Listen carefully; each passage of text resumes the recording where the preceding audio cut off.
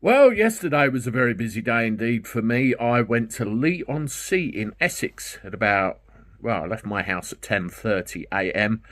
Went up there and I spent the afternoon with this gentleman, Mr. Graham Moore of the English Constitution Society and leader of the English Constitution Party, where he did a seminar. And that seminar I live streamed. The whole thing. There's two parts to it: the actual seminar itself and the Q&A afterwards. What I did, because playing it back and from user feedback, it was actually ran in a cafe, and there was an awful lot of background noise and coffee percolators and all sorts of stuff like that. So what I've done this morning is run it through my editing software and try to strip out as much of the background noise as I possibly can and turn it into just a normal video which you can sit and watch. It's about an hour and a half, hour and 40 minutes long, and it really explains to you why we are in the bad state of affairs we are in within this country, and it really explains to you what our true, real, inalienable rights actually are and what we can do with them. If anybody wants to know what you can do to at least help get this country back, you need to watch things like this. You need to talk to your friends and your family, and you need to educate people, because as a lady said that popped up in the comments of the live stream yesterday, she was taught all of this stuff that you're about to see in the 50s at school, and all of a sudden it stopped. Why? Well, the reason will become clear. Enjoy. Are we ready? You!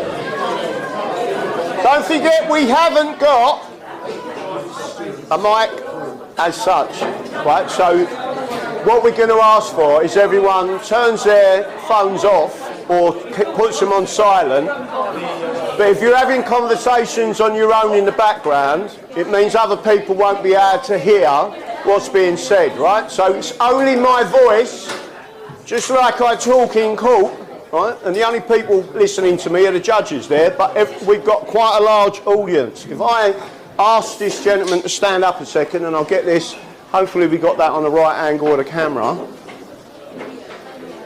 Everyone should understand one thing, and they should really understand it. I'm going to ask the audience a question in a couple of minutes, right? This is one of the banners that we take around everywhere we go, and it's the English and England muted, right? What you've started to see is the English waking up all over this country, and you've started to see the English flag. Right? The English flag represents you, everyone in here, and just before I go and say anything else, I want everyone to understand one thing. Nowhere in the English Constitution does it mention race, right? Nowhere. So when people start having a little pop, and I've got some books over there which I'm going to show you, right, and I'll briefly talk about slavery, just to make sure you're all aware, white people from England, Ireland, Cornwall were taken as slaves by the Barbary pirates. It's where we built our navy, right, to defend our people. Over 1.5 million of us, far more than anyone that was ever put into black slavery, right? And it was the English that stopped slavery, not the British. And once you understand the history, if you understand who Granville Sharp is, if you understand Somerset versus Stuart 1772, and you read the history of it, you understand it was the English that stopped slavery, not the British, right? In fact, the British wanted to carry on, right? So this is just to let you all know we are no longer muted, and more people are going to learn that we have a constitution that protects us. And our ancestors put that in place. So again, there's the muted flag. We're no longer muted, and people are seeing all over England that we're waking up. So again, I'm going to park that one, and hopefully my Very attractive assistant, can sit down. What's that? A mint. Well done, son. Right, so where do we start? Normally I start the seminars by asking a simple question, right? And the simple question of the audience, and this is where the interaction comes in, how many of this audience consider themselves to be British as opposed to English? Or Scottish or Irish, right? How many people regard themselves as British? Put your hand up if you... Don't be shy, by the way. If you think you're British, by the end of this, you won't be, right? How many people think they're British? Well, I'll tell you what. I love Essex, right? How many people believe they're English? Put your hands up, right? So almost, well, every single one, right? And then there's the odd person who doesn't, but I quite like her. She's growing on me, right? So that's the person sitting there, right? But I want everyone to understand something. The English, believe it or not, we was one of the only countries that allowed foreigners to come in and used to forgive them if they breached our laws, right? But again, this is all in our history, and it's all written in our history. The main reason that we do these seminars is to teach people that you have a constitution. How many people here have been told they don't have a constitution, they don't have a written constitution? How many people think that and have been told that? So loads of people are putting their hands up, right? That's a lie. And it's a lie by politicians and what we call the ruling classes that want to remove the knowledge of what actually protects you as subjects of the realm of England. Right? You are not citizens. So again, I will be talking very briefly on the difference between a country and a unitary state, which is what the British are. A unitary state is not a country, and it says that in the law books. England is a country. Scotland is a country. Northern Ireland is a country, right? But not the UK. The UK is known as a unitary state. And the reason why it can't be a country is because there's two separate jurisdictions. The first jurisdiction is the common law of England and Wales and Northern Ireland, and funny enough, Southern Ireland as well. Scotland is Roman law jurisdiction. It's the same jurisdiction as the European Union. Right? There is a plan. The European Union have been very honest for the last 30, 40 years. They're not the ones lying to you. Your own politicians are the ones who are lying to you. What is their plan? It's called the Five Presidents' Plan. I'm not going to go into massive detail. What I will tell you now is in order for their plan to be fully operative, they need to regionalise England into 9 regions. They need to make them regions into administrative regions. In other words, Essex does not exist anymore. Essex used to be a kingdom in its own right. And you're not being told what's actually going on. So once you become the East region and Colchester becomes the head of that region, you are in an administrative state. Once they have carried that out, you all know where the other one is, don't you? London, right? So if you want to know what's going to happen to Essex, look at London. The main point and the reason I'm telling you this is because once you understand what their plan is, that your politicians, that means the Conservative and Union Party, the Labour Party, the Lib Dems and everyone else out there who's a unionist have lied to you, and they are seeking to destroy the future rights of your children and your grandchildren, and I don't care whether you are black, white or brown, right? You are English, and the English Constitution protects you and your future generations, which I'll be going into when we get to these documents at the end, and a trust document that was put in place so they could never take these rights. And you've all been lied to. If we go back to the earliest parts, so one thing you've all got to realise, by the way, I'm going to mention this, but I'm only going to mention it briefly. There's issues currently all over Essex and all over England, but particularly in Epping. And one of the things they didn't like was a certain lady stood up and she read out a speech. And in that speech, she mentioned a convention parliament and the English Bill of Rights.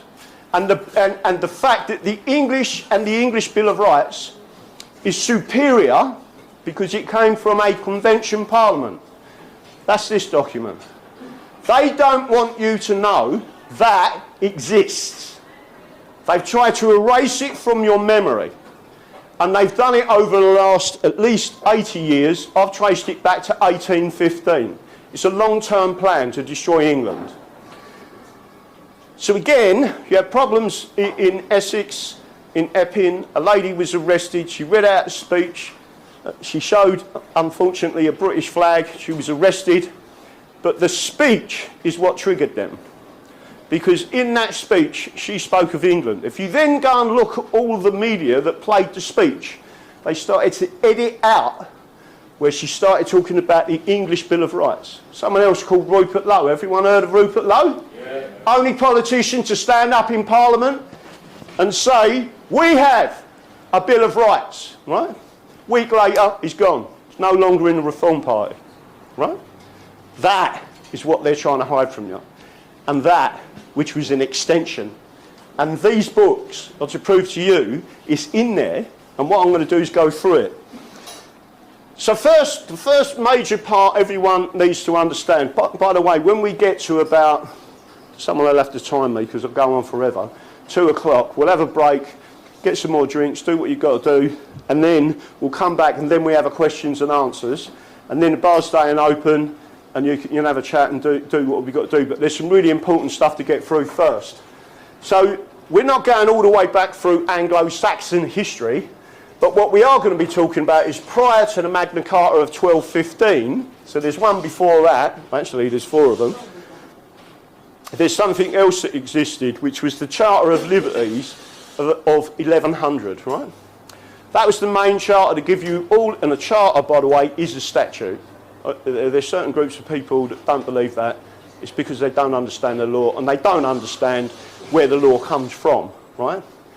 So the Charter of Liberties, then you had something called the Charter of Forest. If I went through the 15 documents, we'd have to go all the way round this place and you'd all be looking and saying, wow. And then you'd say, I always say to people, they say to me, I should say this, they say to me, we haven't got a written constitution. No, sorry, we haven't got a constitution.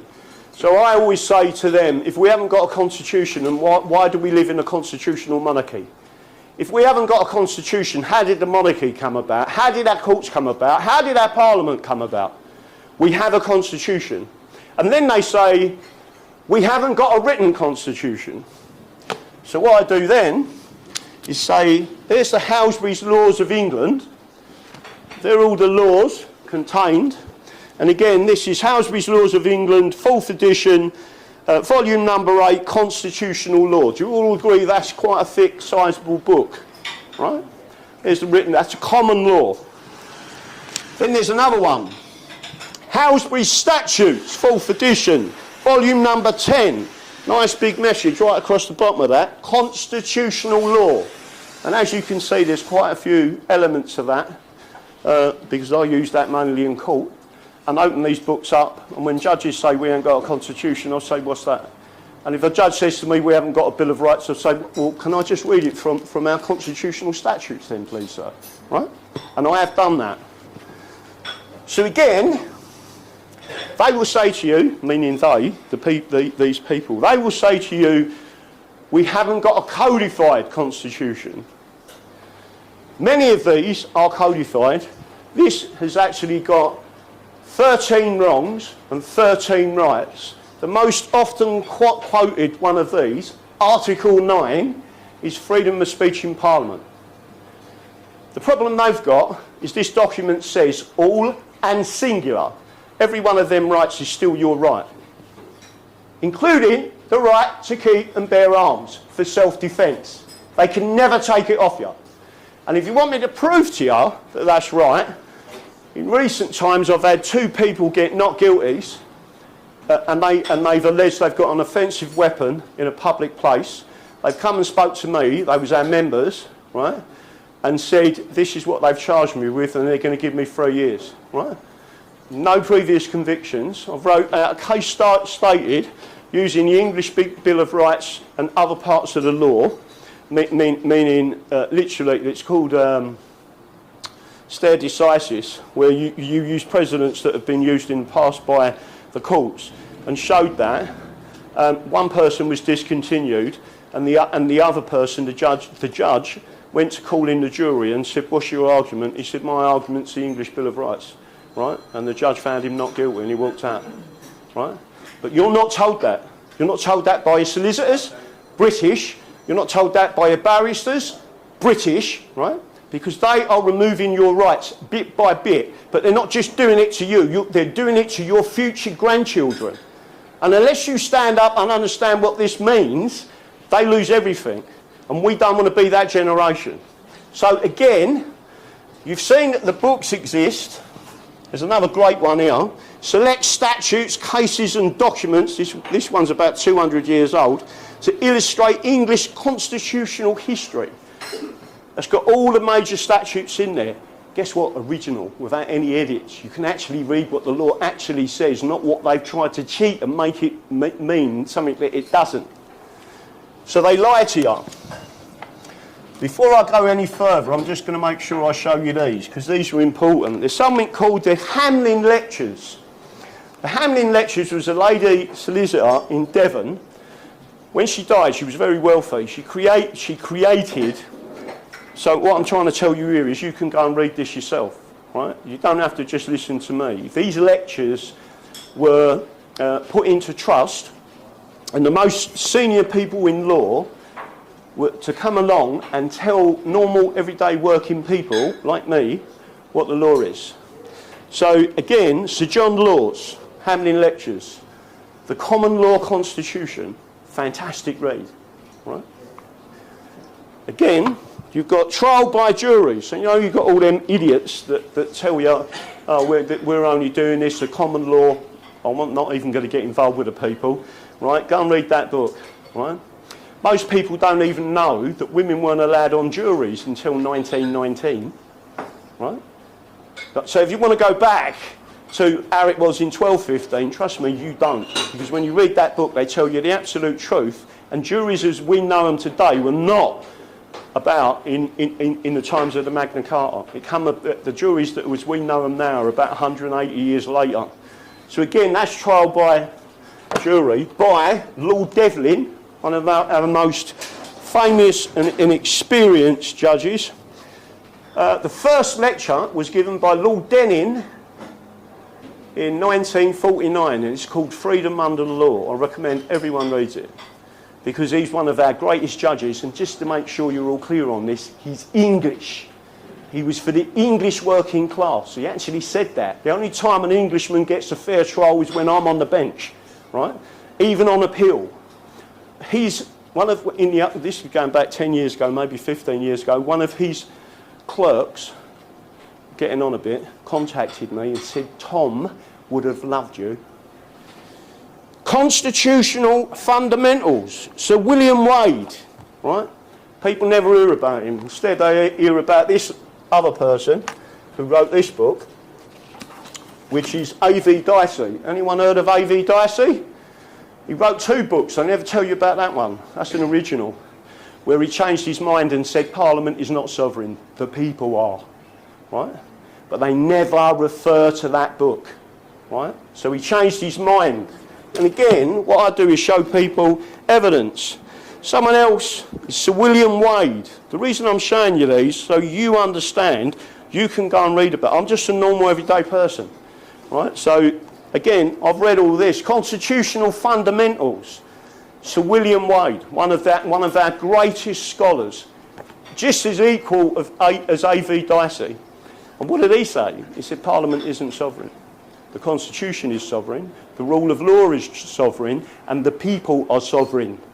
Right? So all of that information is in there, and all you've got to do, apart from watching my shows on Rumble, is go through that. So, again, we're going to get back into this. So in 1215, we had the Magna Carta. The Magna Carta it's actually the Magna Charta is the Great Charter. That's what it's referred to as 1215. There's 4 variations of it. But one thing that people do need to understand is the Magna Carta, the original 1215, can never be repealed. I think you can, yeah.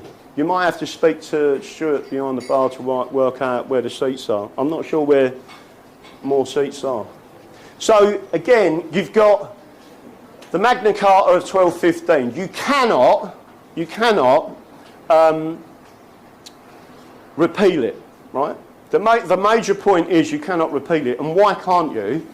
Well, why can't Parliament repeal it? Because it was out of the jurisdiction of Parliament. Parliament hadn't been created until 1275, right?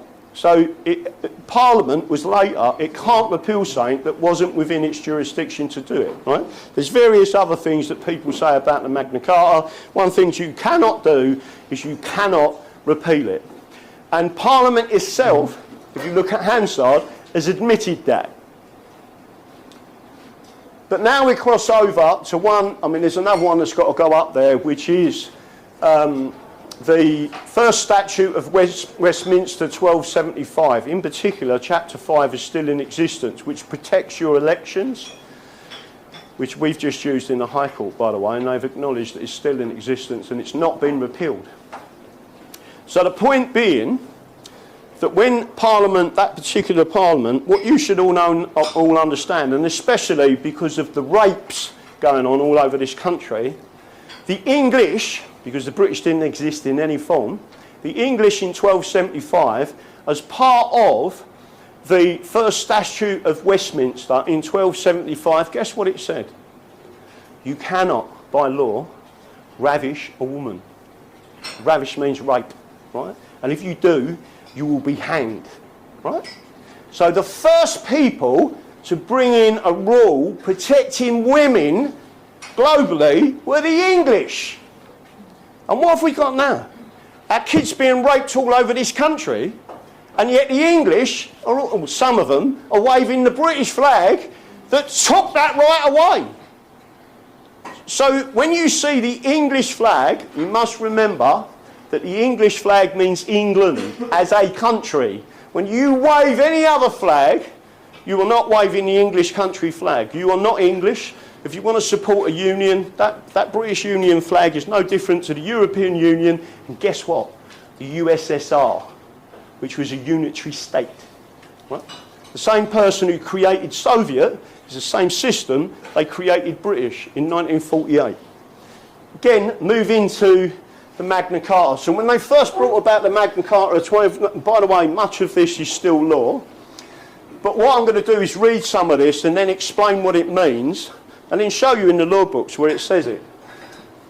Magna Carta, and again, you're going into that one, imprisonment. So this is 10, 20, 19, or was that 29? No, 29. Imprisonment, etc., contrary to law, administration of justice. No free man shall be taken or imprisoned, or be deceased of his freehold, or liberties, or free customs, or be outlawed or exiled. So you can't be exiled from anywhere. Someone tries to ban you from Essex because you're protesting, you can come back to that and say you can't do that. Right? And this still stands in law. Or any otherwise destroyed, nor will we pass upon him or condemn him but by lawful judgment of his peers, meaning a jury, or by the law of the land. Two separate things. Right? We will sell to no man, and we will deny or defer to any man either justice or right. There's various other things. That's still in effect. There's certain elements that are still in effect, but really and truthfully, the original Magna Carta is still in full force. Now, some people say that this on its own is our constitution, which is rubbish. Right? We're going to go forward. Everyone's heard of the Peasants' Revolt. Right. Well, let me ask a question to the audience, because this always amuses. How many? Do you know where it started? Anyone? Where?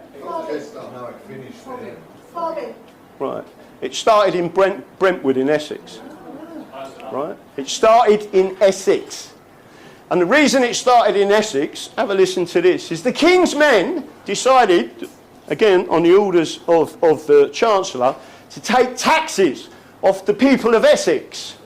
And one of the things they did is they went to Brentford and stuck their fingers in young females where they weren't wanted, right, to check and see if they were virgins. Right? The dads come out, pulled out a sword, whopped the head off the King's men, and then there was a bit of a fight in the village. They sent more soldiers, all of the men come out with their swords and done the whole lot of them. That's what started it off. But it was because the King's men were interfering with the women in the town, and it all started over tax. Then it went from Brentford, crossed over, different places, Norfolk, everyone started to get together without the internet, right? They crossed over the River Thames to where I used to live in Erith, travelled down through Kent, picked up some more people in Canterbury. I'm talking about normal tradespeople, normal working men, right? Picked them back up with their arms and their weapons. Guess where they went? Rochester. Guess what happened, people? The system decided to take one of them and bang him up in Rochester Castle. So the people said, fair enough. They surrounded the castle and laid siege to the castle and said, unless you let him go, we're going to do the lot of you, right?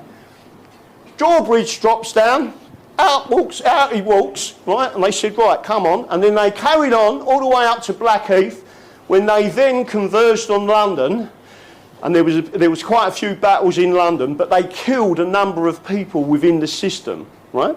There's lots of things that happened after that. It's a whole event that went on for quite some time. But Wat Tyler was really one of the last to die. Why did he die, by the way? Do you know? Because the king had done little deals with people in the background. They all went, well, we got what we want, walk away, right? Wat Tyler and a group from Kent was left there, and then they got killed, right?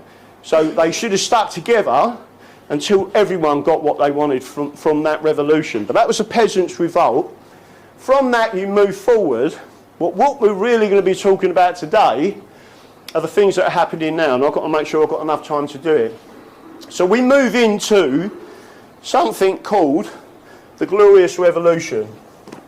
Right, so again, there's certain books. This book is about 40 years old. It was written, and it's called The Declaration of Rights, 1689. What people don't realise is the Glorious Revolution, William was asked to come to England, right? But there's all these people who say he invaded, etc. He didn't, right? The king lost his bottle, threw the English seal in the River Thames, off he went in his little rowing boat, got all the way to think it was something like Ramsgate, where the people had got him away to. They captured him, asked, shall we send him back? And the people in London said, don't, because he'll lose his head. Let him escape. So they let him go. They didn't want to top him. But William, King William and Mary had already landed in a fantastic place called Brixham in Devon, right? And by the way, Queen Elizabeth II went down there on the 300th anniversary, and then she made a speech in Parliament and told everyone that the Bill of Rights is still law, and it is the foundation of our democracy, right? And that the judiciary is separate, right? Which is not what you're seeing at the moment. So the reason why these books, the Bill of Rights, so let me make sure I get this right for you. The Glorious Revolution produced a trilogy that protects you, right? The Declaration of Reasons, that no one talks about, the Declaration of Reasons, right? So it was what King Billy read out to the people to why he was here. He had been asked to come here, and then he starts to tell you the story. By the way, this is archived, you can read it. The weirdest thing possible is like reading about what's happening now, except the names have changed. It's exactly the same thing, right? The next part of that was something called the Declaration of Rights. The Declaration of Rights is what's this about, and they never tell you about it, and they never talk about it. The Declaration of Rights is a contract and it is the original contract between the king and the people. Right? We was known as a kingdom without a king at the time. There was no king. If there ain't no king, there ain't no parliament. So what they did was they got together the people, and it's called a convention parliament. It's the most powerful thing in the country. In law, a convention parliament is the most powerful thing there is. There is nothing more powerful. And what they did is they had a debate and they discussed it, and there was 27 heads of terms. By the way, I've read every one of them. The heads of terms in a contract, they explained what the problem was, they explained what the solution was, and then the king had to agree to it. And there was an agreement, and that's called the Declaration of Rights. Everyone heard about when he was in Westminster Palace, and they read the Declaration of Rights, and him and Mary agreed to the terms. That's the only reason he was the king. But forward, the only reason you've got a king now is because of that Declaration of Rights. It's so crucially important, people don't understand. But there's 27 heads of terms to it. If they go against any of them terms, you have got something called a private right injury in private law, which is what I specialise to push forward. In America, they know all about it. But here, you're poo-pooed. There's no such thing, right? It's a lie, and they're lying to you. So that's the Declaration of Rights. How do you move on to that? Before we get to the Bill of Rights, which is crucial, which is public law, they took the Declaration of Rights, so the private contract, and they needed this. It's called the Crown and Parliament Recognition Act 1689. Still law today. It has to be law. And there it says, King and Queen recognise the acts of the said Parliament were and are laws of statutes and are to be obeyed. Right? Then it tells you all the details. You can go and literally read this, and that enactment created the Coronation Oath Act. If anyone wants to understand exactly what this says, it's more detailed, but again, you've got to understand what it is. So, an act for the establishing the Coronation Oath Act, right? So that means that the Crown they must take this oath. By the way, they take 2 oaths. That oath means they can never go against you or your rights. And if their authorities, meaning their servants, not yours, meaning Crown servants, by the way, people need to understand this. Police constables are Crown servants. They're not public servants. We don't live in a republic. We live in a Crown monarchy. Therefore, police constables they're individually liable, and we've already won this in the High Court, by the way, and we showed their own documentation to show it. But police constables take an oath. They can't be a police constable, just like a king, unless they obey the laws of the land. And if they go against the laws of the land, for example, arresting you, assaulting you, doing any of them things, you've got a private action against them as an individual, and you can bring proceedings against them criminally for what's something else called contempt of statute and contempt of sovereign, right? But you're not being taught this anymore. 100 years ago, you was taught this in the school. But now they removed it. When did they remove it? Early 1970s. Why? Because we went into the European Union. Why did they remove it? Because that document there has got a supremacy clause. And in this supremacy clause, what does it say? No one can have power over the English but the English. So the European Convention of Human Rights can have no power over you. The European Union and its council can have no power over you. It's all in that. But they didn't want you to know that. So they removed it from your education. And by removing it from your education, they remove it from your children's education. And then no one has got any rights. You become slaves. That was protecting you from becoming a slave. Part of the debt system that they now operate. So getting back to the Coronation Oath Act, once you've taken this, once the king has taken this, and there's 2 parts of the oath, the Accession Oath and the Coronation Oath Act. By the way, he's the defender of the faith. The faith means the Protestant religion, right? Not the Roman Catholic religion. Not any other Christian religion, the Protestant faith and Presbyterian. That's where the Scots have got equal protection because they've got the claim of right of 1689. If the king goes against this and you petition the king, I'm not talking about Article 61 of the Magna Carta. There's a petition system that you need to do. And once you put that petition in, if you petition Parliament and they ignore it, you petition the king because he's perjuring his oath, a serious offence under the common law of England, right? They top you for it. If he's gone against your petition, the law of England says you, as the people, are entitled to armed rebellion because it is your duty to England, your future generations and your ancestors to rise up like your ancestors did before you. It tells you in that. It actually says it. But they want to deceive you. So without getting back into that, I'm going to go straight over to the English Bill of Rights. An act declaring the rights and liberties of the subject, rights and liberties of the subject, and settling the succession of the crown. But when you come down and you have a look at exactly what's been said, this document and the original, they've doctored this slightly, I won't go into that on this session, but it says, the heads of the Declaration of the Lords and Commons recited. Remember I told you about the declarations? 27 of them. It then tells you, this is a history and exactly what's going on. Whereas the late King James II, by the assistance of the diverse evil councillors, judges, do you mean they're crooked judges? What? You can't have them. None of them are crooked. Surely not 400 years ago. They're just as bad as the ones we got now.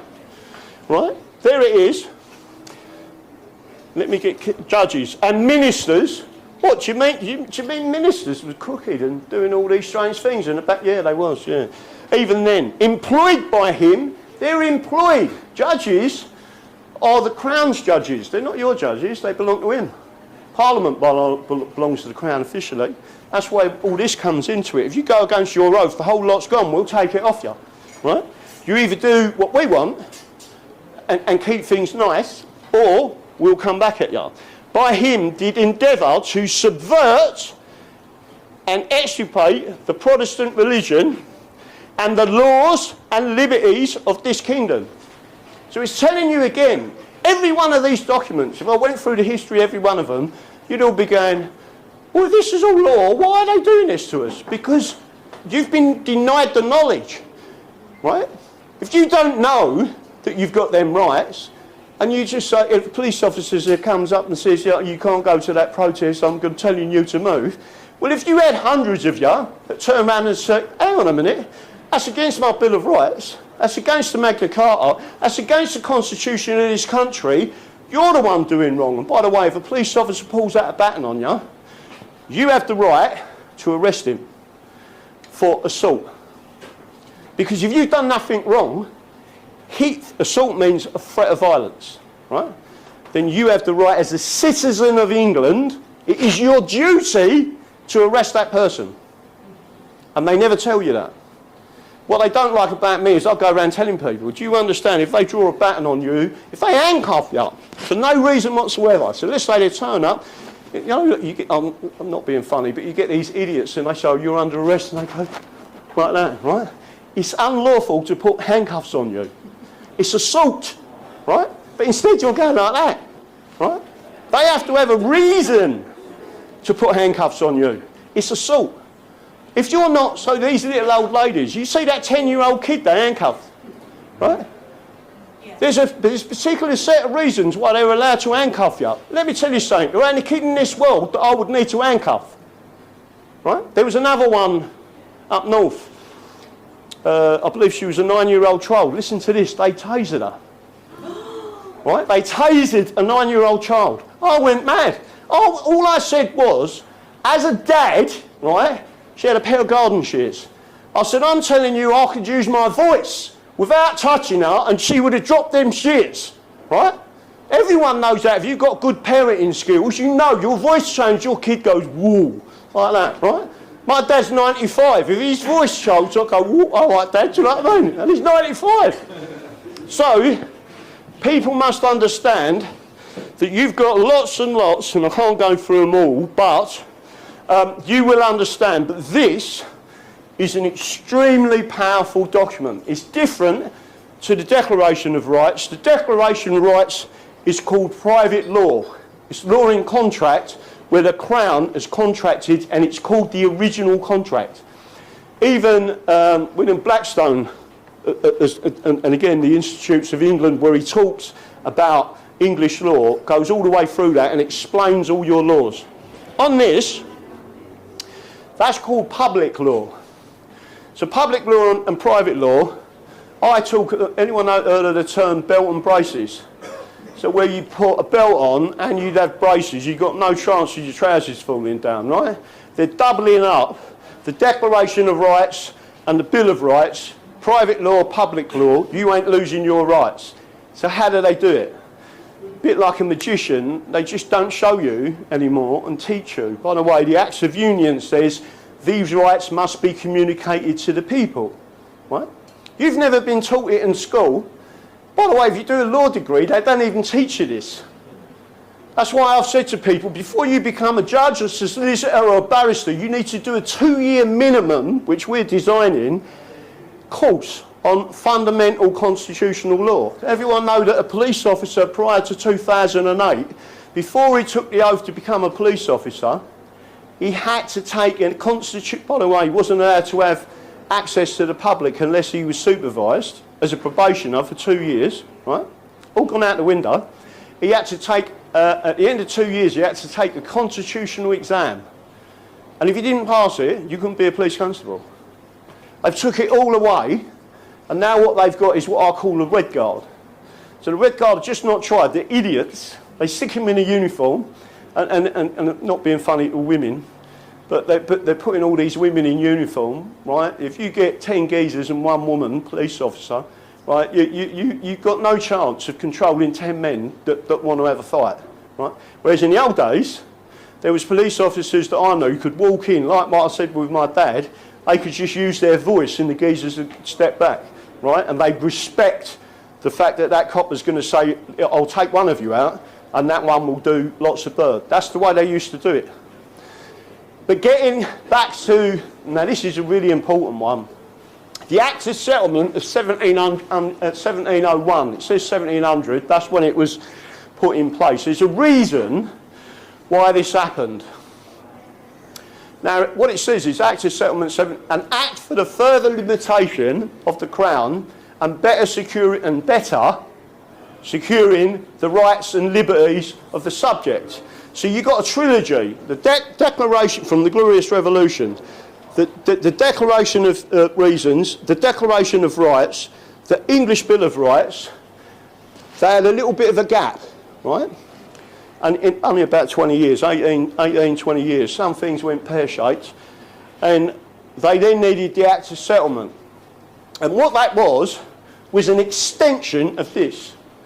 Some people in law, scholars, tell people that that's more important than the Bill of Rights. In some ways, I think it is.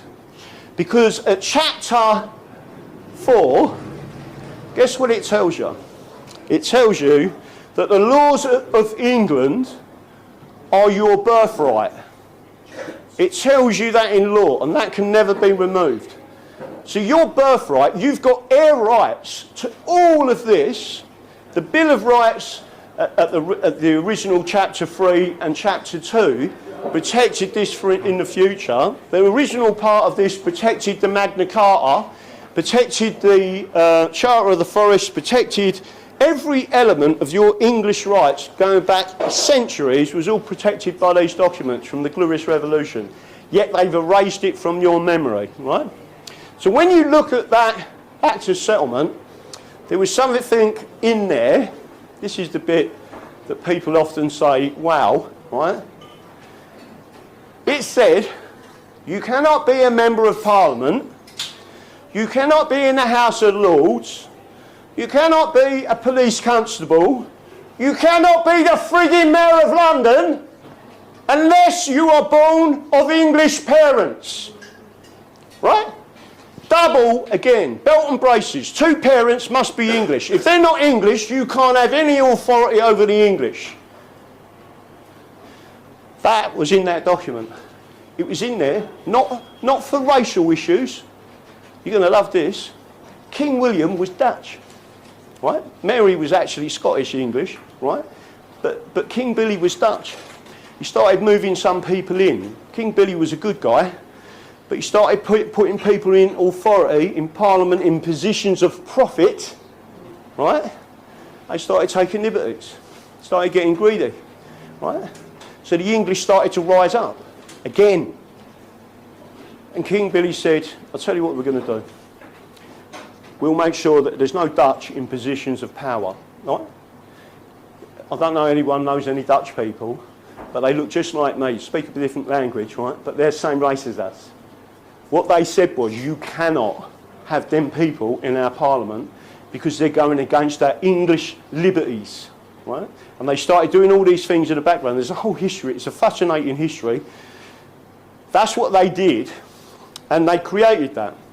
So skipping forward to after the Second World War, in 1948, they created something called the British Nationality Act, 1948. Guess what? Hidden in the depths of that law, without any of you knowing, that's a constitutional statute, entrenched statute. It's been there for years. In 1948, under the British Nationality Act, Schedule 4, buried in legislation, they repealed the part that says you have to be born of English parents. 3 years after the end of the Second World War. Why did they do that? It was an Attlee government. The Attlee government and the Labour Party are communists. They took control of England with that one tiny little bit to take that out. That's why you got people like Diane Abbott, right? I ain't got a problem with black people. If you've got a black person that's been here 3 generations, and I had this discussion, I'm not going to get into it, I'm not an ethno-nationalist, right? So I'm a constitutionalist. As long as the Constitution says you can live here, I ain't got a problem. And as long as you've got an allegiance to England, not the British, England, I ain't got a problem with you, right? As long as you abide by English law, and by the way, this is a Christian country, whether you like it or not, right? That is what I live by. So what we did is expanded all of that, right?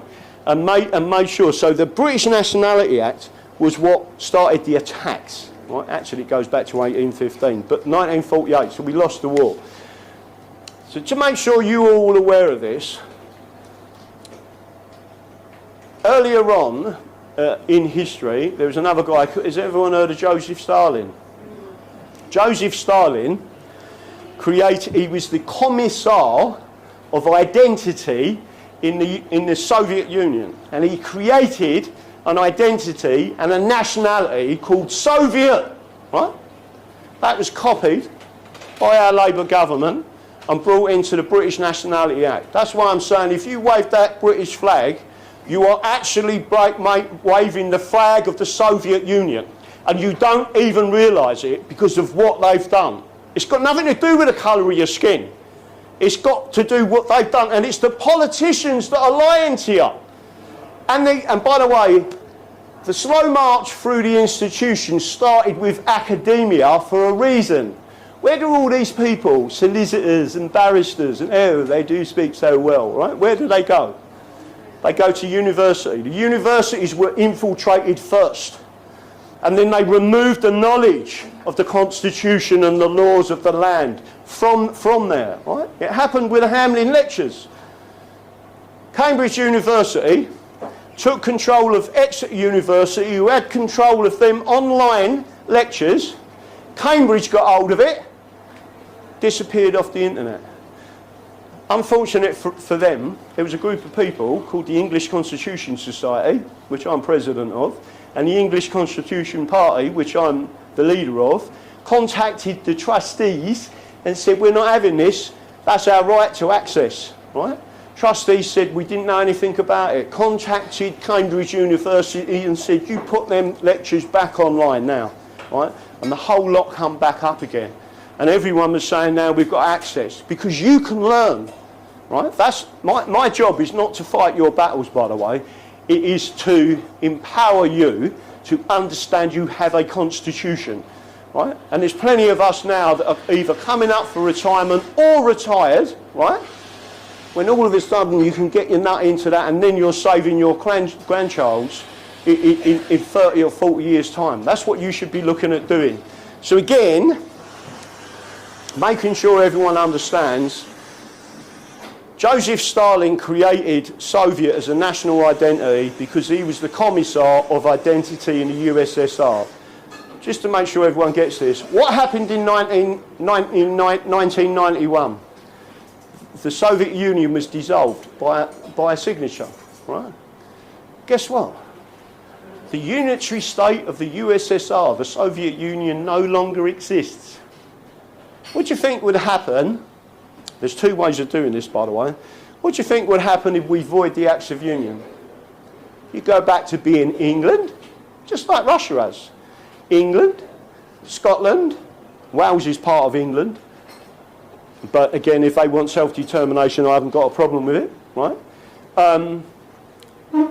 But the main part is all these places go back to what they was originally, which is countries. They're not part of a political union anymore, right? It is the politicians who's done it to you. Again, the European Union have never lied about this. They're quite open about it. It's your own politicians. But because you're in Essex and you come from Essex, you need to all understand something. Essex was its own kingdom. And all of a sudden, it's no longer there. Did you all know that there was a group of people called the Essex Rifles? You ever heard of them? They actually fought off, believe it or not, Napoleon. Right? There was an invasion. They all went back. This is where the right to keep and bear arms comes in. Picked up their rifles, went down to the beach, started taking pot shots at the invading force. Can you see any of that going on in the English Channel at the moment? Right? You even pick up a catapult, you'd be arrested, let alone pick up a firearm and start shooting at them, right? So everyone needs to understand that side. But before I go on, so there's much more of this. There's about 15 of these in total. For me to do a full, you'd have to be in quite a large area to pull out every one of them and go through it, and it takes hours. And I've got to be conscious of time. But we are going to get through this. So don't forget, I'm going to go for probably a 2-hour questions and answers. That's the interesting part to me, by the way, because I'll get all sorts of questions. But let's go back to this in the middle. And don't forget, you can come up and take photos of any of these books. And by the way, if anyone's ever seen my show on Rumble, by the way, I've just been banned again on YouTube. Right? They don't like me on YouTube. They don't like people telling the truth. Yeah, it is. Can't stand YouTube. So again, we're going to get back into this. Everyone should understand you can take photos of these. By the way, you can buy these second-hand individually. If you buy the second-hand ones individually, they can be quite cheap, about 30 quid a book. If you try to buy the latest set, which I can't afford, it's about 7.5 grand for a set, and there's 2 sets. So it's 14 grand before you even start. You don't need all of that. You only need the constitutional books, so you can concentrate on that. But even a single book of the latest edition, if I remember rightly, is about £700. Whereas you can get one of them for about 30, 40, 50 quid. And then you've got, don't forget, you've got 2 separate books. Halsbury's Statutes of England, Halsbury's Laws of England. What's the difference between the two? Anyone know? One's statutory law, one's common law. So if anyone says, a lot of people say common law don't exist, it does exist. But so does the statutory law and statutory defences, which is why a lot of reasons these people get in trouble, who call themselves legal experts, but they don't need I mean, I don't believe in the European Convention on Human Rights. I think I'm the only person, actually I see the lady turn up earlier, she's out there, right? I'm the only person ever to get an injunction against the British government with the European Convention of Human Rights. So it's not as if I don't even want to use the European Convention of Human Rights, but at Strasbourg, I actually got an injunction against the British government, right? And again, when you talk to these other people, anyone come to the court when we was at court? Right, so I mean, most people see I'm completely different. I'm not like I am on my show. If I'm talking to two high court judges, oh, your ladyship, right? And you just talk to them, but your job as an advocate is not to aggravate the judges because you want them to make a decision for you, right? So you don't go in there and say, read me your oath. Tell me what your oath is. I'm not saying anything. I've got a legal fiction. My legal fiction is my certificate, my birth certificate. What do you think the judge is going to say? If you keep it like that, I'm going to hold you in contempt and send you to the cells, right? And they also say there's no law, right? But if you get up there and say, your ladyship, right? Someone, I'm not saying this is true, but someone said she had a soft spot for you, right? Because I was just talking to her. Everyone will know this, that the King's Counsel was so boring, both judges was rolling their eyes. So when I got up and said, this is me, they were like, oh, I never can listen to a normal person. Do you know? Don't aggravate the judges. They will go on your side, even a magistrate. We've had magistrates with us. Magistrates are people just like me and you. And as long as you say it the right way to them and don't aggravate them, they'll find in your favour. And they're quite powerful in what they can do. I mean, we've had quite a few not guilties. And again, it's never publicised. By the way, I don't charge. Right? I only take on strategic cases. I'm not a solicitor. I'm not a barrister. I'm a constitutionalist. And I teach people about the Constitution. That's it. But let's get into this, because this is where you can briefly go through it. So at the top there, you can see an English flag. Below are the common law constitutional rights belonging to the English. Right, so everyone, I'm really pleased to see everyone says they're English, right? So it's easy to explain this to you, right? The right of the realm of England and its subjects to defend themselves. Where does that come from? English Bill of Rights. Guess what? It was a pre-existing right. That's what people don't understand. The English have always had the right to arm themselves in self-defence all the way back to Anglo-Saxon times. If you go and read the Anglo-Saxon laws, which this one I loved, if you harm a women's children, right, so in other words, the mum, right, and you've got the children, you are her kids, she has the right to top you, in other words, kill you, right, and no one can prosecute her. And I was like, oh, I love that. Why haven't we still got these laws, right? Because the mum is the protector and the educator in the family. It was always that way in England. The dad went out and earned a living and done whatever, but the woman was the one who protected the family. A right to a jury. Does everyone know that they're trying to cancel out juries? Right. Did you know that they took out grand juries in 1929? The way that you used to keep the ruling classes and hold them to account, does everyone know you've got grand juries in America? They got it from us. But the British removed grand juries. It was the way that you would bring people to justice in this country.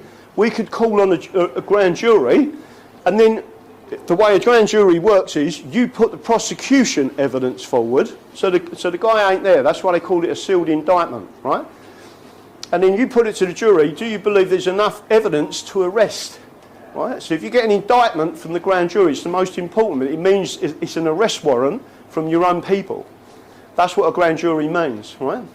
And what they're actually doing by giving an indictment is saying, this is more used in America, but it should be used here. It's called probable cause. So it's not saying you're guilty, because you haven't given your defence yet, but what they're saying is there's probable cause. In other words, there is evidence to say you committed this offence. And then you get an indictment. And then you get the opportunity to go through another court, and then they call in the jury and they listen to both sides on the evidence. They cancelled that in 1929 in England. They removed that from your right system. That's how you could have pulled all of these politicians. You could have had them in front of the grand jury and held them to account. They removed it. And we'll get to who in a couple of minutes. Everyone know that you've got the right, look, I've got to tell you this one, you've got the right to remain silent, right? Right. So why is it that people, when they get arrested, oh, well, I haven't done anything wrong, and I'm going to say this and I'm saying that. Right? As soon as you open your mouth, you've sent yourself to prison. Lucy Connolly sent herself to prison. Then people who pleaded guilty on the advice of their British barristers and British solicitors, right? Speak to someone like me. Not one of them would have done a day's bird. Not one day behind the door if they'd had me sitting in there with them. Or even if they'd spoken to me first, right? As soon as a police officer comes up to you, and don't mess about with certain things, and again, free man of the land nonsense, right? If a copper comes up to you, he's got to have reasonable cause that you committed an offence or a statement from someone that you have committed an offence. If you haven't committed an offence, he's got no right to be talking to you. But if they arrest you, they'll read you out exactly what you've been arrested for by law, and if they don't do that, the whole thing's thrown out, right? They have to tell you what you've been arrested for, and then they say to you, and I'll give you a couple of examples of this, they'll say to you, have you got anything to say? You just say no comment. They'll take you off, if you're unlucky, put you in a cell, they'll bring you into interview, right? They sit you down on interview and you say no comment, right? They'll ask you questions, say no comment. They'll come up to you and they say, all right, Graham, do you want a cup of tea, mate? And you go, yeah. Big no-no. Well, you answer one question they put to the judge, he's answered some questions and not others. And they read out all of the incriminated questions that they've asked you and all of your no comments, including, do you want a cup of tea, mate? Yeah, right? That's what brings that in as evidence. If you say no comment to everything, they can't do anything. Here's the beauty of it. Some people just stare at a mark on the wall, right? This comes from experience a long time ago, right? The other way, if you want the interview to be over and it's a woman, right, interviewing you, either male or female, but if it's a woman, right, just stare at her tits. Make her feel uncomfortable and she will not want to continue with that interview. She'll get up and switch the tape off and walk out, right? But when you've got knowledge of what that interview means, if you open your mouth, let me tell you something now, these books here, they're tiny little pages, really thin, right? There's thousands of laws. They need you to open your mouth once and they will find something to nick you for, charge you for, put you in a cell, go and see a dodgy magistrate, you won't get bail, right? Shut up. Do not say a single word. That's it. If you have to spend 3 days in a prison cell, ask Lucy Connolly, right? Would you rather spend 3 days in a prison cell, by the way, the food ain't that bad, right? Or do you want to spend 3 years behind the door? Because as soon as you open your mouth, as soon as you employ a British solicitor and a British barrister, you are gone, right? And yet people still trust them. They're all feeding off the system. You are just a process of that system. They don't care about you, right? When you go to prison, Mr. Policeman goes home at night, walks in the pub. You're the one banged up. Shut up. Do not say a word, right? Ask anyone who knows me, right? If they arrest me, you can ask my ex-wife, you see a few of them, right? You don't say anything. Literally, nothing. And if they banged you up for 2 weeks, won't let you out on bail. Shut up. Don't say anything. And then all of a sudden you'll get an application. You've got to have a good brief, or someone like me that would put in a habeas corpus writ and say there is absolutely no evidence, this person has remained silent, there's no reason to have him in prison, this is political, they release you. But you've got to have someone that does it for you, not these other people in the background. The right to govern ourselves via county, district and parish councils. Do you all understand that regionalisation is removing parish councils? Right? Local councils? The whole lot. The reason they're doing it is because they have to make it into an administrative state or an administrative region. Why are they doing that? Because once they've removed England and there's no common law jurisdiction anymore because it's all administrative state and administrative law, you're the same as Scotland, right? They then take you back into the European Union. There's no common law jurisdiction in the European Union. The European Union can now call itself a country, but you've just lost yours. That's what they're planning. That plan has been in place for well in excess of 40 years. Right? So again, it's all part of what they're doing. The right of property freehold. Any freeholders here? Yeah, you're not. Right? So you're not a freeholder. There's only one true freeholder in this country, and that is called fee simple. Fee simple means you own everything under the ground and all the way up in the sky. There's various things. It's more likely to get fee simple in America now, right? But in 1998, they removed property law rights. Why did they do that? It was with the Leasehold Act of 1998, I think it was, the year. And let's say you've got a freehold property, you lease it to me, I'll come in on a rent agreement, I live there for 2 years and I'll say, I want to buy this gaff. You say, I don't want to sell it to you. I can force you to sell it to me by taking you to court under the Leasehold Act, so you ain't got no rights of freehold anymore. I could come along and go, bang, I'm taking it off you. You own the property? Yeah, even if you own the property. This is English law that's been butchered by the communists and the British, right? A right to full freedom of navigation and trade. Everyone remember the COVID? Right? Acts of Union tells you, and so does these other laws, that you can travel anywhere in England, Scotland, Wales, Northern Ireland, Ireland, and the Dominions. Some people won't like this. And what do they call them? The plantations. Right? We ain't got any plantations anymore, right? But the plantations, many of them, weren't as bad as what people said. They was actually they were like work colonies, but they was controlled more by the British than the English. And the English dominions meant that they was completely independent, right? It changed in 1706, 1707, and that is why the Americans, who were actually English, turned on the British. So, by the way, it's not the first time it's happened.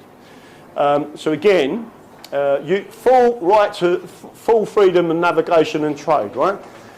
That means, just to give you an example, if someone said to you, you cannot do a protest in Epping, that goes against your constitutional rights. You never ever hear a solicitor or barrister argue that, right? But I can tell you now, it's a fundamental right that you can travel anywhere. When they put bail conditions on you, right, for no apparent reason other than they want to say that you cannot travel to Kent, or you cannot travel to Essex, or you cannot travel to Shropshire, that is illegal. They cannot do it. But no one's challenging it, right? Imagine if we had all these people here with that little bit of knowledge, and all of a sudden you went, you can't do that. And you stood up as a person. By the way, it only takes one person to challenge them. I mean, they're finding that out now in the High Court with me, with the Runcorn and Helsby election. It only takes one person to stand up and know the law, because, by the way, you can represent yourselves. You have standing. If they do that against you, you've got a voice in that court. The right to bring up and protect our children. Anyone heard of the family court? Most evil people God ever put on this planet. Took complete and utter control of everyone and all families, right? The state can now put a guardian in place for your children, even though you as parents are still alive. And if the state want to switch off your kid's life or terminate your kid's life, they can. And there's nothing you can do about it. That never used to be that way in England. These people have done that, right? So again, the right to habeas corpus. What does habeas corpus mean? It means show me the body. If you're in prison for something or locked up, or let's say Stuart decides he didn't like my seminar this afternoon, so he locks me in the cellar, right? One of you would say, Graham Moore is being held in the cellar by Stuart. And they will say, well, what for? You didn't like the seminar, right? apart from calling the police, obviously, right? But you can actually get, one of you can go to the High Court, put in a habeas corpus writ, they would serve the writ on Stuart. Stuart would have to grab me by the short and curlies, right, and take me up to the High Court. That's what habeas corpus writ means. So you have to produce the body into court, and then the other side has to explain why it is they're holding them in custody and whether or not it's, and the judge decides whether it is lawful custody or not. And if it's not, they release you, right? So it's a habeas corpus writ. And if you read Freedom Under the Law Handling Lectures by Lord Denning, he tells you in that all of the work that the judges do, the most important is habeas corpus. If we get a habeas corpus writ on our desk, everything else gets cleared. We only work on the habeas corpus writ until we've solved that problem. That's how powerful it is. Judges say habeas corpus, liberty and freedoms of the people is the most important thing. And if you read Freedom Under the Law, you would get a massive generation of what actually is going on. That the pretended power of suspending laws is illegal. Why is it? Bill of Rights says it. Declaration of Rights says it. So in other words, you can't have people saying, well, no, that law's not in place today. I had it up on the COVID, during COVID, when a police officer, there was a load of riot squad walking towards us. David, what's his name? Curtin was there, right, who lost his arsehole, right? So they're walking towards us, full riot kit on, and I'm standing there with a Bill of Rights and said, we have rights. We've got the Bill of Rights. They're in full force, right? Imagine having riot squads just stomping towards you with their shields, with their masks on, and there was this sergeant who went, not today, it ain't. Right? It was all on video. That's an offence. It's also a criminal offence for him to say that, right? Where are we going? So the right to assert English ancient rights and liberties. You have all got the right to assert your ancient rights and liberties. Don't be shy. All right? Everyone here, again I'm speaking to the men, especially some of them when they was a bit younger. Listen, right? God loves a trier. Unless you go and ask for her phone number, she ain't going to give it to you and she ain't going to show you're interested. Get over your shyness. You've got rights. Stand up for them. Claim your right. Tell them, I have got a right. And if you want to take it off me, I'm going to personally sue you, which is what we're doing currently in the High Court with another case. And then people are like, well, I thought he was only Chief Constable. No, that's what they tell you. The law says they're personally, individually liable if they commit a tort against you. What do you do then? You put a writ in against them under private law, private right injury. You have a claim up. You ask for a jury. You must do that within 28 days, right? Single individual copper, not the Chief Constable, and you can take his ass off him. Do you see how much power you've got? No one does it. No solicitor, no barrister will tell you you've got that right. Oh, this is a classic. Right to assert English rights and liberties. Pretended power of dispensing with laws is illegal. Again, that's another slight right. There is a case I can quote you on that. But the right to petition the monarch, commitments and prosecutions for such petitioning are illegal. Right? Most of you, or some of you that know me, will know quite a few years ago, in fact it was 2018, apart from the fact that we arrested Sadiq Khan in front of 3,000 people, I petitioned the monarch outside Parliament. So there was about 30 of us, right? It's all on camera. It's still on YouTube, funny enough, but it's just not my channel, right? So there's me standing outside Parliament. There's loads of Americans there going, yeah, and I'm talking about the English Constitution, etc. About 30-year-old Bill come along, all with their cameras on, and they said, you can't do this. I said, 2 weeks ago, I put a notice in. I literally done a recorded livery to Buckingham Palace just so I could prove, right, that I was doing it and I'd done it the right way. I put in a document to Buckingham Palace and it was signed for by Buckingham Palace, which said I will be petitioning on this day outside Buckingham Palace. Right? Kept it all. Went outside, people started talking and I said, this is a petition to Her Majesty the Queen. Some people put little memes out with the Queen looking out the window with Philip, but at the time it was quite funny, and they said, oh, it's Daddy Dragon again. And they were switching the curtain, right? So the old bill nicked me, right? So there's me having an argument with a chief superintendent, 2 inspectors, load of sergeants, and they arrested me, handcuffed me, dragged me off, threw me in the back of a van, took me down to Cannon Street, right?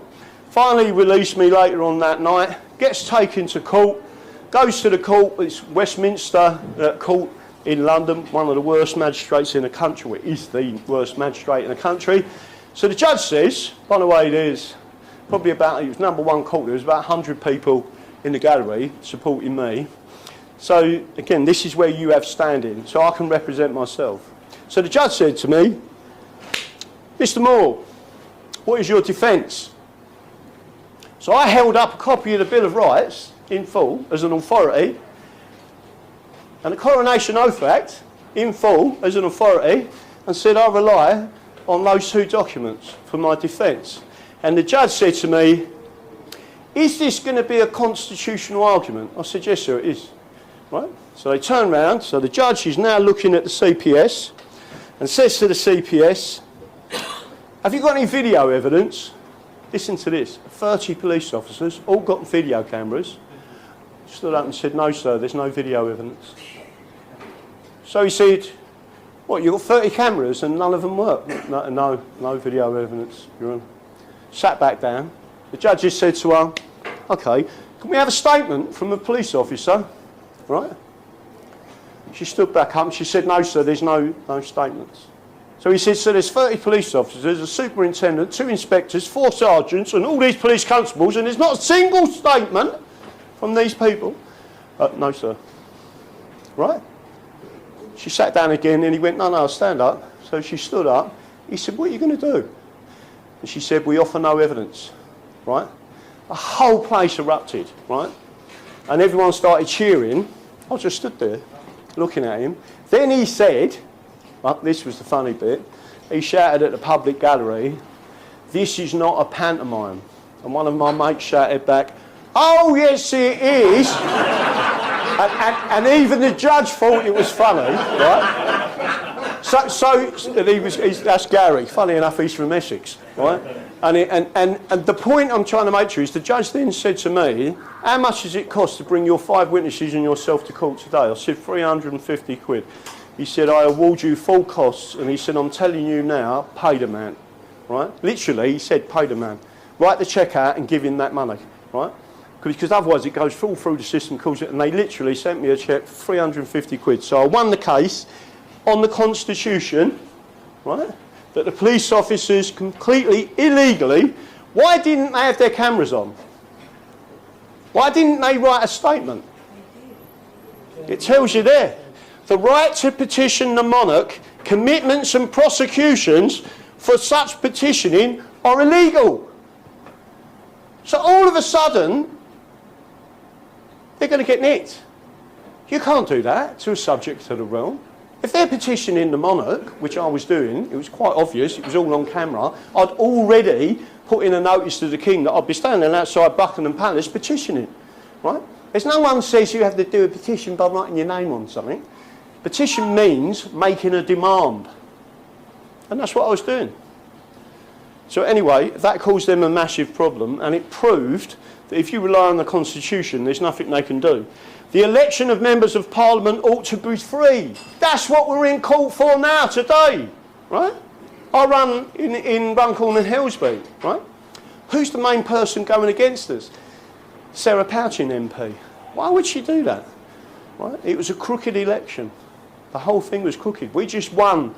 I won against 2 King's Counsels, 2 barristers and an army of solicitors backing them up, right? And there was just me standing there. Many people here was probably at that court case, right? In front of 2 judges. And they found, with a 32-page judgment and 84 paragraphs of law, they said at the end, the petition goes ahead. In other words, Mr. Moore has won. They hated it.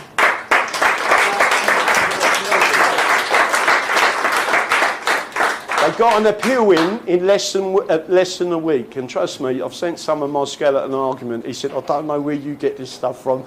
He said, that's the best skeleton argument I've ever read, right? So we're just pushing it forward, and we hope to win. If not, we'll win in other ways.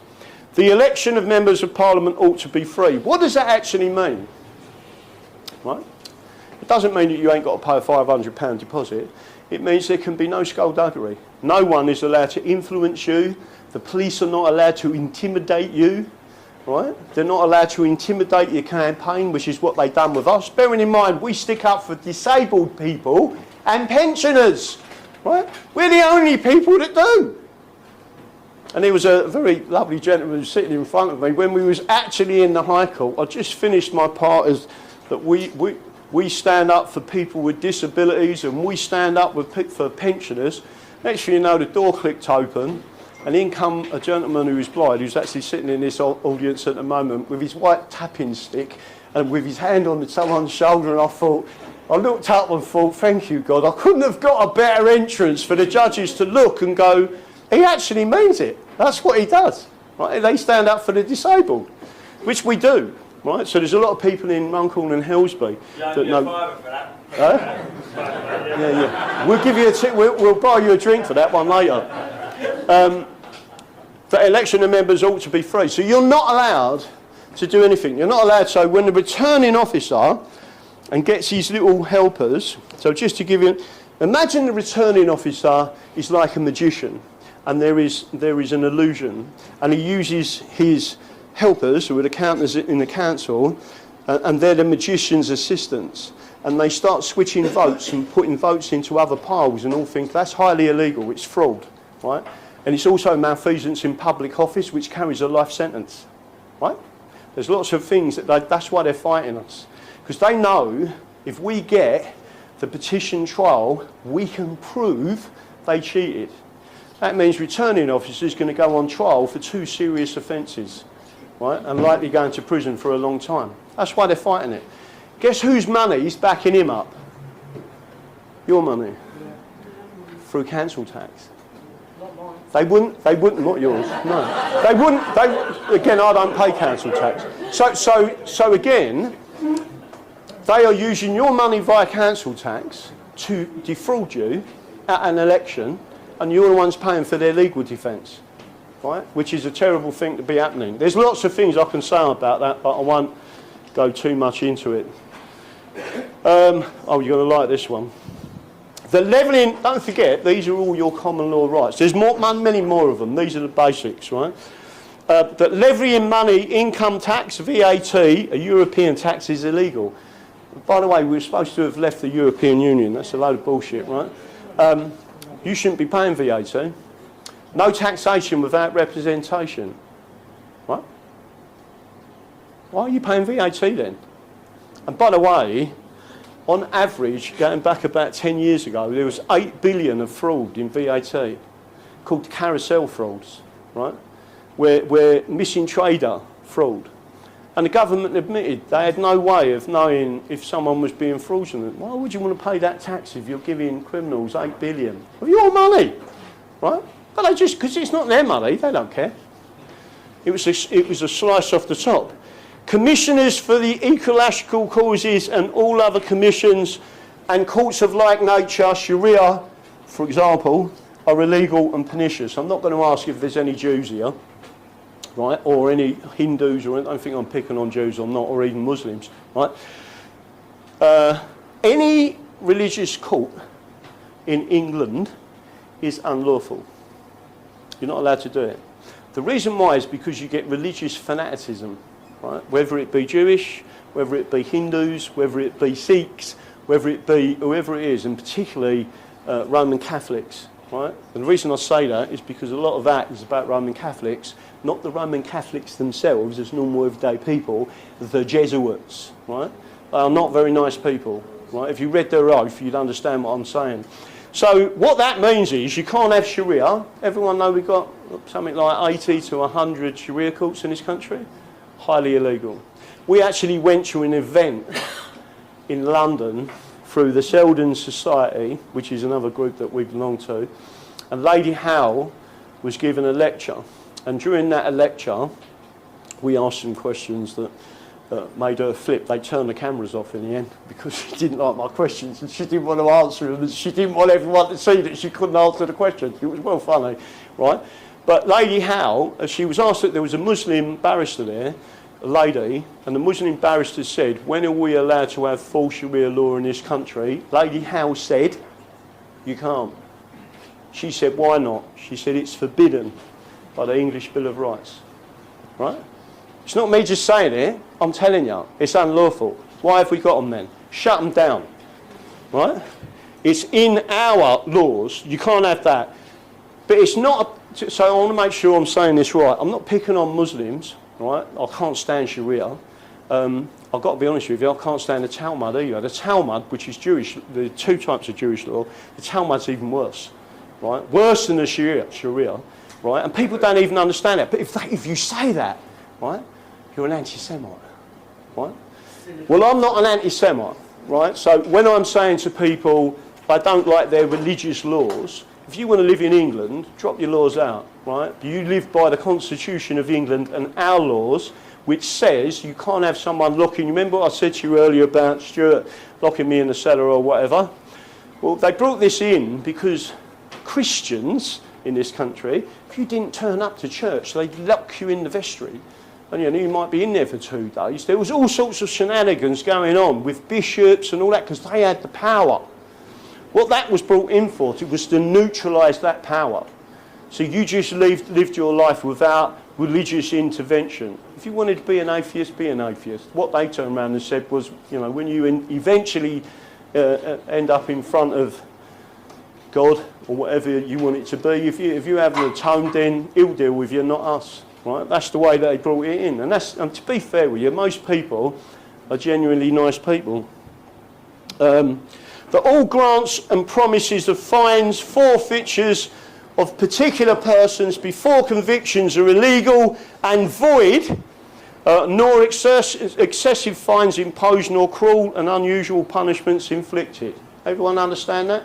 You can't be tortured. We've got a torture case in this country that no one even knew about. The press wouldn't even talk about it, right? Did you know that my fee, when I do hit the government, is £1,888 an hour? So when I win cases, they don't like it. Do you know why it's £1,888 an hour? Because 1,888 of us have been killed by the police in custody, and not one thing has happened to them people.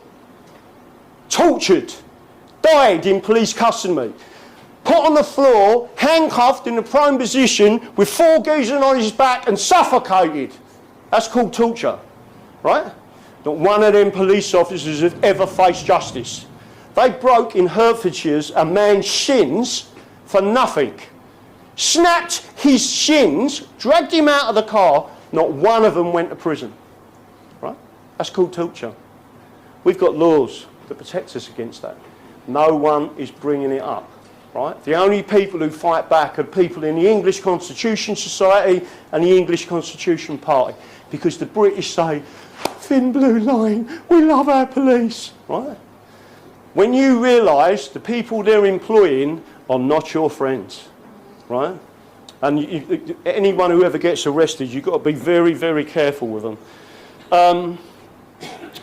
Not just that, but all promises of fines, right? So when they was giving people, I've got some funny things happened during COVID. The amount of people that come and see me who said, I've got a £10 fine, I can't pay it. I said, show me what it says. I said, tick that box. They ticked that box. I said, sign it and send it back to him. He said, it says, I want a trial. I said, yeah, you do, and I'll be representing you. See what happens. Right? Sent it back. Come back and said, no further action. Oh, right? How many people paid the fines? Right? All you had to do was tick the box and say, I want a trial. They give you so many £10,000 fines out, right? They couldn't cope with it, so they squashed them, right? But some people paid. I couldn't believe it. Why didn't you just give me the 10 grand? And I would have fought it for you, right? Speeding cameras. I'm not going to go into detail about this, but speeding fines, for them speed cameras. That was actually brought up in Parliament at a constitutional committee where they admitted it was against the English Bill of Rights. They're not allowed to do that.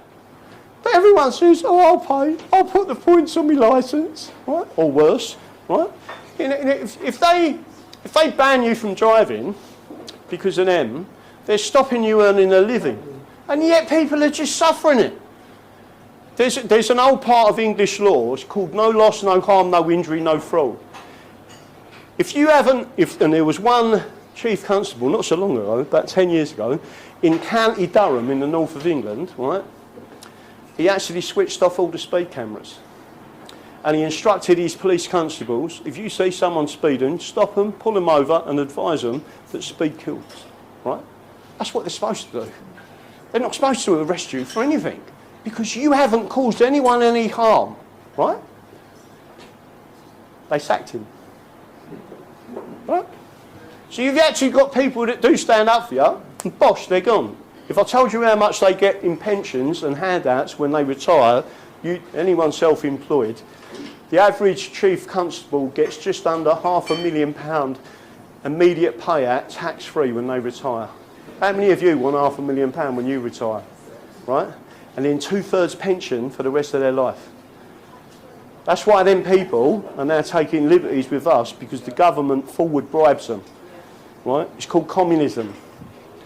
So that we've roughly covered. Don't forget where we started from. The English rights. Below are common law constitutional rights belonging to the English, right? This is all your rights. And that for the redress of all grievances and for the amending, strengthening and preserving of the laws, parliaments ought to be held frequently. Originally it was once a year, did you know that? That's what the Glorious Revolution said. Then it went every 3 years, right? Do you know what every 5 years means? That's part of that's a communist takeover of your country. Communists do 5-year elections, which are a complete and utter. It's the sequencing. It's five-year sequencing, right? That no foreign. Oh, this is the one you're going to love, right? This is. Do you remember I said in the Bill of Rights and why we can't be in the European Union or the European Convention of Human Rights? Is because this has got a supremacy clause that says that no one can have power over you. Right? Only us.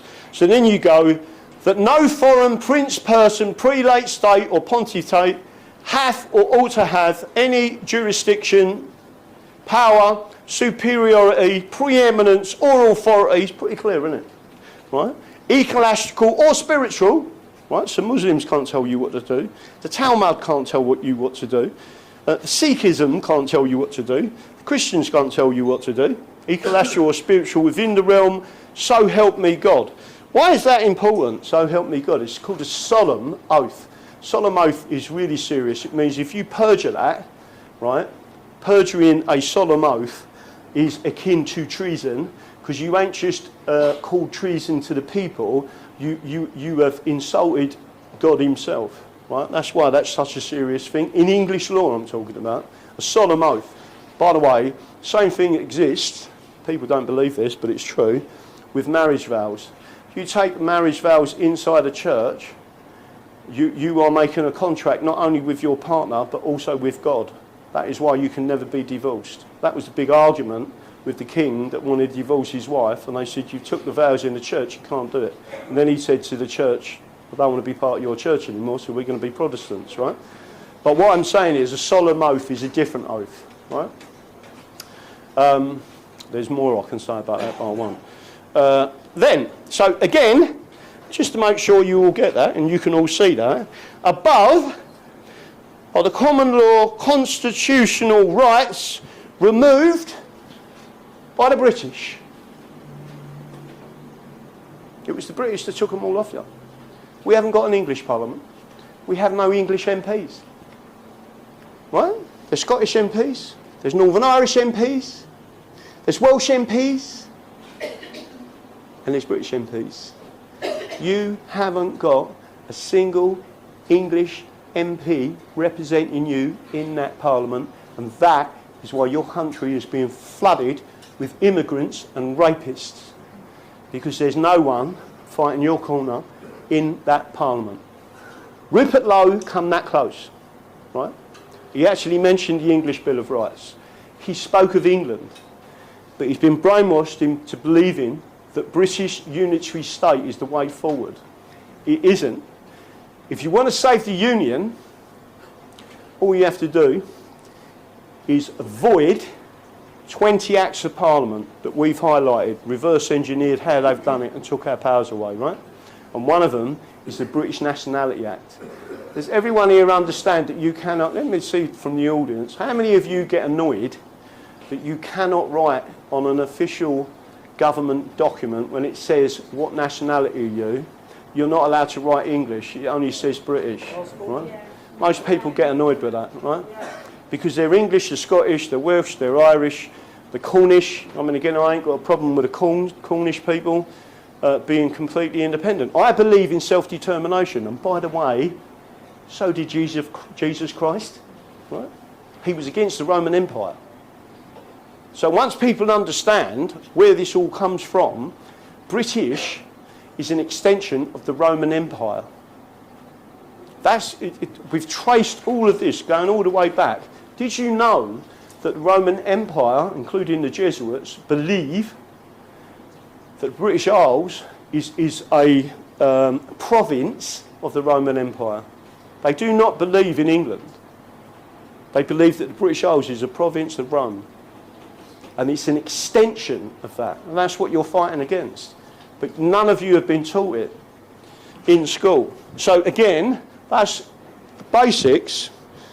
What I don't want to do is go on too long if everyone wants to use the loo. What we are going to do is have an answers and questions sessions. Don't forget, if you want to ask me questions about the different things, you can do, right? We was really active during COVID, right? Including writing a will letter to the schools to say that you could not jab kids because it was against the common law of England. It was because of that letter, and legally it was absolute perfection. I'm not just saying that because I helped draft it, but that letter went into certain schools, and there were certain people with us that went in there. It was the grandparents that was doing it, taking it in and giving 3 copies, one to the Board of Governors, one to the headmaster and headmistress of the school, and one to the form tutor. And in there it said, we're holding you personally responsible if you stick a needle in our kid, right? That letter then got published by the Daily Mail, right? 2 days later, the government retracted the whole thing and stopped kids being injected, all because of our letter. So if you think people like me, or you, can't do anything, think again, right? You've only got to use the power of the common law of England and the constitutional rights. And you need to stand up and challenge. Shut down their system and tell them, I'm English, I'm not British. What does that sign say? I speak English, not British. By the way, what did President Trump do within 1 month of becoming the President of the United States of America for the 2nd time? He put out an executive order. He said the official language of the United States of America is English. Big bold letters. He sent another one out. What did it say? The Bill of Rights of the United States of America was written in English. Put that on out. He's digging all the time. He's telling them people, mainly the British regime, right? We know what you've done. You've attacked us in the past and you're doing it again. And we're going to put a stop to it. And now you've started seeing the indictments. I'm not going to go into Trump, whether you like him, you dislike him or whatever. I quite like his daughters, to be honest with you. But I just see him as someone who's not part of their system. Right? He is. And they don't like him. And that's it. And he's going to do a lot of other things. So, if we have a break, and then we'll ask questions or whatever, I think there's probably a couple of things I don't do, just to make sure you're aware, I never do these events scripted. Different people ask me different questions. It can be different subjects. But what we need to do is make sure, my job is to empower you to understand, and I'm hoping you will do. So if I said to you now, do you have a constitution? What would you say? You understand you've got one? Yes. Right. The books are there, it's written, it's codified in various places. England has been a nation since 927. Right? The British have only existed for 300 years. Within 70 years of the British being in existence, and when I say British I mean the Acts of Union, They attacked America 70 years after. Who did they attack? They attacked the English in America. When they stood up and said, when the British said, we want your guns, they stood up with the guns and said, come and get them, right? And then they said, with true English style and blood, we want the rights of an Englishman. And they fought for it, and they fought for independence, and they got independence, right? I believe in self-determination. These people have took the piss out of us enough, and the English need to stand up and take back their country, right? So you have got that, and what I'm going to do is say one other thing before I do anything else, apart from the obvious, is one thing that we do is we tell everyone the Constitution is the solution. There's your English flag, be proud of it. You don't want that pile of shit on the bottom of there, right, that you've been brainwashed into believing. And again, there at the front is the mega. We've had these for about 5 years, I think, right? Mega, make England great again. So, from our point of view, the English Constitution Society, the English Constitution Party, which is the political element, right? The Constitution is the solution. All you've got to do is go back to the same problems our ancestors have and implement that problem. We've also got a digital Bill of Rights that's published on our website. I published it 3 years ago. And then people are looking through it and say, you know, so that would stop this, that would stop that, that would stop this. And I say, yeah, it will do. But they won't listen to you unless you all start pointing it out. So remember, our ancestors handed you the eternal flame of freedom for you to hand it to the next generation. What I'm saying to you and empowering you for is don't let us be the generation that fails, that extinguishes that freedom.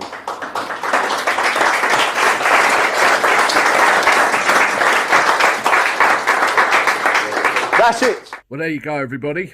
I hope you enjoyed that. I did the best I could with the sound, considering the circumstances. I actually went up there with just my phone and a stand and no mic, so I didn't do myself any favours. Still in the garage. Yeah, it was so educational for me. You know, you really see the whole regionalisation thing, what they're trying to do with England, Scotland, Wales, Northern Ireland, in order to remove all of those laws and replace it with something of their own vision. And if we don't act, if we don't educate ourselves, if we don't understand exactly what's going on, could lose it all forever. Choice is yours. Anyway, I'm going to work on the Q&A and release that as a second part. I think that's very important too. Thank you very much for watching. Please hit the like button, subscribe to the channel, and as always, I'll talk to you soon. Toodaloo.